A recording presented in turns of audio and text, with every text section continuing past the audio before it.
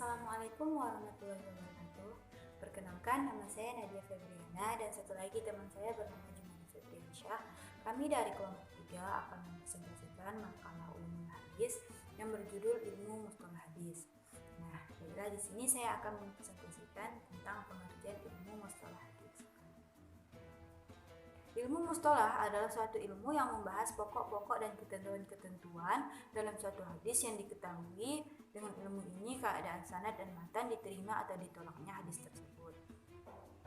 Nah, ilmu mustalah ini bisa juga disebut dengan ilmu hadis. Mengapa? Karena dengan kita mempelajari ilmu ini, kita itu bisa membedakan mana hadis yang sahih dan mana hadis yang dhaif. Nah, hadis menurut bahasa adalah al-jadid yang artinya baru. Sedangkan menurut istilah, hadis adalah sesuatu yang datang dari Nabi Shallallahu Alaihi Wasallam yang berupa perkataan, perbuatan, dan sikap diam atau persetujuan. Nah, bentuk hadis sendiri itu ada 3. Yang pertama itu ada qauliyun yang artinya perkataan, yang kedua itu ada fi'liyun yang artinya perbuatan, dan yang ketiga itu ada taqririyun yang artinya sikap diam atau persetujuan. Nah, istilah-istilah dalam ilmu hadis ini ada 14. Yang pertama itu ada sunnah. Menurut bahasa, sunnah adalah perjalanan hidup yang baik dan perjalanan yang jelek adalah setiap apa yang datang dari Nabi SAW yang berupa perkataan, perbuatan, atau sikap diam atau persetujuan. Yang kedua itu ada atsar. Atsar adalah suatu riwayat yang berupa perkataan dan perbuatan dari sahabat atau tabi'in. Dan yang ketiga itu ada sanad. Sanad adalah perjalanan hadis dari muhaddis sampai kepada Nabi Shallallahu Alaihi Wasallam. Yang keempat itu ada matan. Matan sendiri adalah isi, materi atau redaksi dari susunan kalimat dalam sebuah hadis. Nah, yang kelima itu ada rawi. Rawi adalah orang yang menyampaikan riwayat atau berita. Yang keenam ada musnad. Musnad sendiri adalah suatu nama dari bagian hadis yang bersambung sanadnya sampai kepada Nabi Shallallahu Alaihi Wasallam. Yang ketujuh ada musnid. Musnid adalah orang yang menyampaikan hadis berikut sanad-sanadnya sampai kepada Nabi Shallallahu Alaihi Wasallam. Yang kedelapan ada sunan. Sunan adalah kitab hadis yang diatur menurut bab-bab fikih seperti fikih muamalah, jinayah, munakahat, dan sebagainya. Yang ke-9 ada sahabat. Sahabat adalah orang yang bertemu dengan Nabi Shallallahu Alaihi Wasallam, kemudian dia beriman, kemudian dia mati dalam keadaan muslim. Yang ke-10 ada tabi'in. Tabi'in adalah orang yang sezaman dengan sahabat, yaitu bertemu dan belajar hadis, kemudian mati dalam keadaan muslim. Yang ke-11 ada tabi'ut tabi'in. Nah, dia itu sezaman dengan tabi'in. Dia itu bertemu dengan tabi'in, kemudian belajar hadis, dan dia itu mati dalam keadaan muslim. Yang ke-12 ada muhadramun. Nah, muhadramun itu adalah orang yang pernah mengalami hidup di dua zaman, yaitu pada zaman jahiliyah dan zaman Islam, akan tetapi ia tidak pernah bertemu dengan Nabi Sallallahu Alaihi Wasallam. Yang ke-13 itu ada muharrij. Muharrij adalah ahli hadis yang meriwayatkan hadis yang kemudian dikumpulkan dalam kitabnya. Nah, yang terakhir yang ke-14 ada mudawwin. Mudawwin adalah nama gelar bagi orang yang menulis dan memperbanyak kitab-kitab hadis untuk kemudian dipelajari dan dijadikan pedoman hidup oleh umat Islam. Nah, yang selanjutnya ada kegunaan ilmu mustalah hadis. Kegunaan ilmu mustalah hadis antara lain untuk meninjau dari diterima atau ditolaknya suatu hadis itu terbagi menjadi 2 bagian lagi, yaitu yang pertama ada makbul. Makbul adalah suatu hadis yang memenuhi syarat-syarat diterimanya hadis. Dilihat dari segi derajatnya hadis yang diterima itu ada 2, yaitu hadis sahih dan yang kedua itu ada hadis hasan. Yang kedua yaitu ada mardud. Mardud itu adalah salah satu hadis yang tidak memenuhi standar dari syarat-syarat diterimanya suatu hadis. Antara lain yang pertama itu ada al-mursal. Al-mursal itu menurut bahasa adalah sesuatu yang dilepas. Nah, menurut istilah dia itu diriwayatkan oleh seorang tabi'i dan Nabi Muhammad SAW tanpa menyebut siapa yang menyampaikan hadis kepadanya.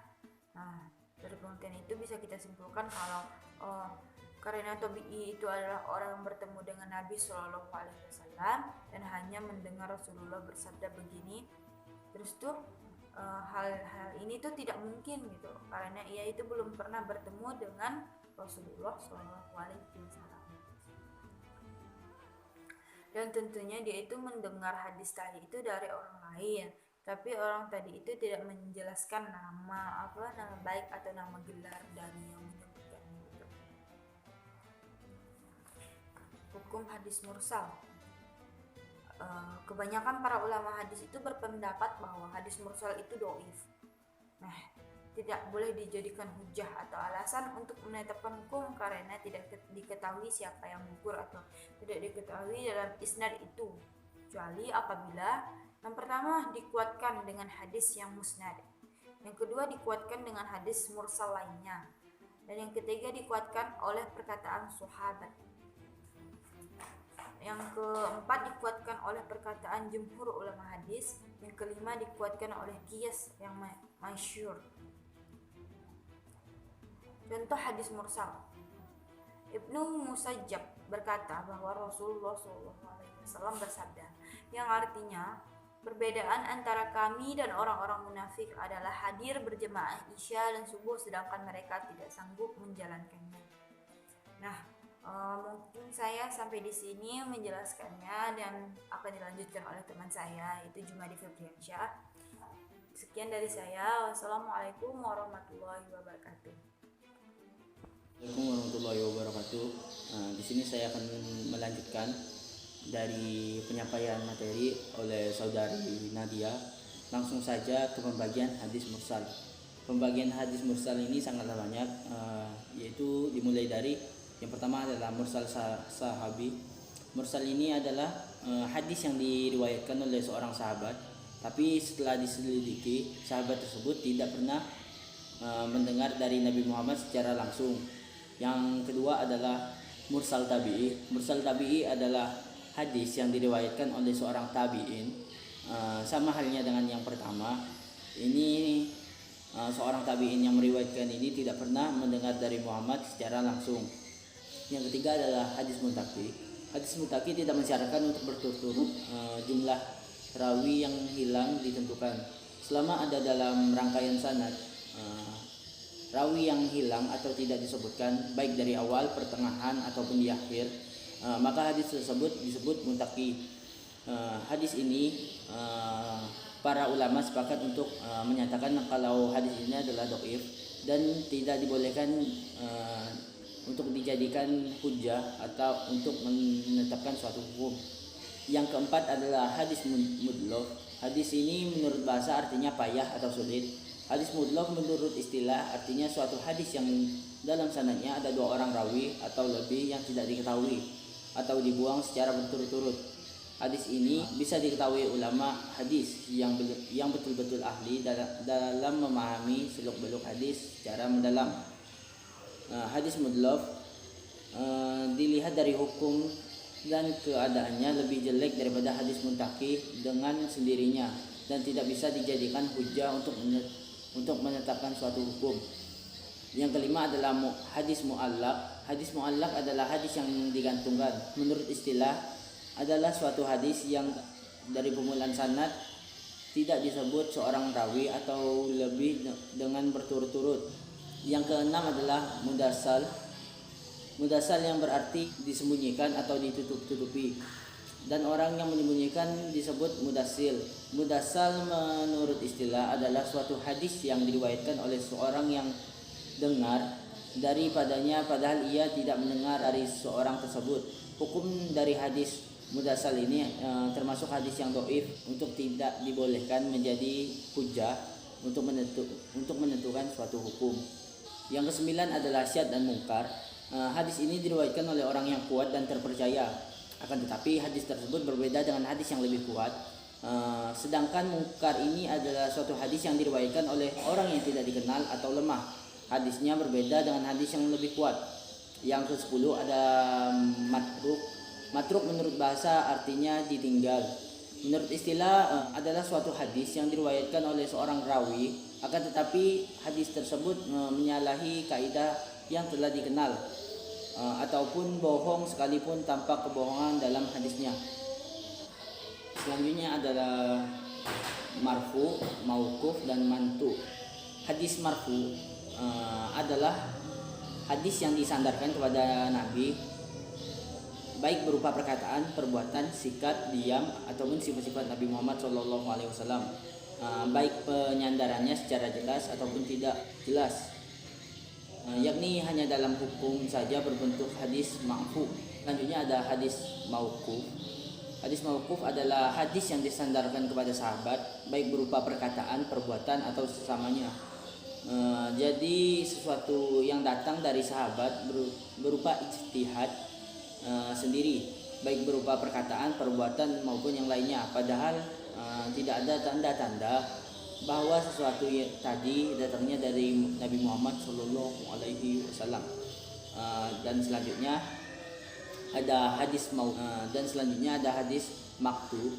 Hadis maktu adalah suatu hadis yang disandarkan kepada tabi'in, baik berupa perkataan, perbuatan, maupun sejenisnya. Selanjutnya ada maklub. Maklub ini artinya yang tertukar. Pengertian dari hadis maklub ini adalah hadis yang di dalamnya terdapat suatu yang dibalik atau yang ditukar. Contohnya itu adalah nama rawi. Nama rawi itu yang tertukar atau yang terbalik. Contohnya adalah Murrah bin Ka'ab dibalik menjadi Ka'ab bin Murrah. Maklub ini terjadi untuk menguji kehebatan Imam Bukhari di kota Baghdad. Matan-matan dan sanad-sanad hadis ketika itu dibolak-balik, dan Imam Bukhari mampu membereskan dan menyesuaikan sesuai aslinya. Yang ke-13 ada hadis maudhu. Hadis ini adalah hadis bohong yang diciptakan oleh rawi yang kemudian disandarkan, seolah-olah hadis ini dikeluarkan atau dilontarkan oleh Nabi Muhammad SAW. Hadis ini sudah pasti dhaif, tidak bisa dijadikan hujah untuk menetapkan suatu hukum. Selanjutnya adalah kegunaan dari musalah hadis. Yang kedua adalah peninjau dari jumlah rawi yang meriwayatkannya. Yang pertama adalah hadis mutawatir. Hadis ini adalah hadis yang mempunyai beberapa turuk dan sanad yang banyak dan tidak ada batasan tertentu. Syarat hadis mutawatir ini ada 4, diantaranya hadis itu hendaknya diriwayatkan oleh rawi yang banyak dan tanpa ada batasan. Yang kedua, jumlah rawi yang banyak tersebut harus pada tobaqoh sanad, yaitu pengertiannya adalah sahabat, tabi'in, tabi'ut tabi'in, dan atba'ut tabi'in.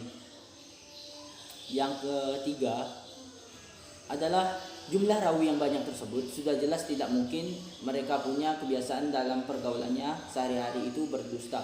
Yang keempat, hendaknya hadis tersebut sampai dengan bertemu dengan bertatap muka langsung dengan melalui surat atau tulisan lainnya. Mutawatir ini terbagi menjadi 2, yaitu mutawatir lafzi dan mutawatir maknawi. Untuk mutawatir lafzi adalah suatu hadis yang diriwayatkan oleh rawi yang banyak, keadaan lafaz dan maknanya sama. Dan pengertian dari mutawatir maknawi adalah suatu hadis yang diriwayatkan oleh rawi yang banyak, dia ini maknanya sama akan tetapi lafadznya berbeda. Dan materi yang terakhir adalah tentang hadis ahad. Hadis ahad adalah suatu hadis yang mempunyai turuk dan sanad yang dengan batasan lebih dari 2 ataupun hanya 1 saja. Dan pembagian hadis ahad ini terbagi menjadi 3, yaitu hadis mansyur, hadis aziz, dan hadis gharib. Untuk hadis mansyur menurut bahasa adalah yang terkenal, dan menurut istilah artinya adalah suatu hadis yang mempunyai 2 turuk akan tetapi terbatas. Yang kedua adalah hadis aziz. Hadis Aziz adalah menurut bahasa itu artinya sedikit atau jarang, dan menurut istilah artinya suatu hadis yang diriwayatkan oleh dua turuk atau dua rawi. Dan yang ketiga dan terakhir adalah hadis gharib. Hadis gharib adalah hadis yang menurut bahasa artinya menyendiri. Istilah adalah suatu hadis yang menyendiri dengan periwayatannya seorang rawi, dan penyendirian tersebut terjadi di mana saja pada sanad tersebut. Mungkin hanya itu penyampaian dari kami kelompok 3. Maaf atas kekurangannya, maaf jika makalah kami tidak memuaskan, dan maaf jika hasil dari video ini tidak memuaskan Bapak atau teman-teman sekalian. Saya Jumadi Febriansa mewakili dari teman saya Saudari Nadia Febriana akan undur diri. Wallahul wafiq ila aqwamit thoriq. Assalamualaikum warahmatullahi wabarakatuh. Terima kasih.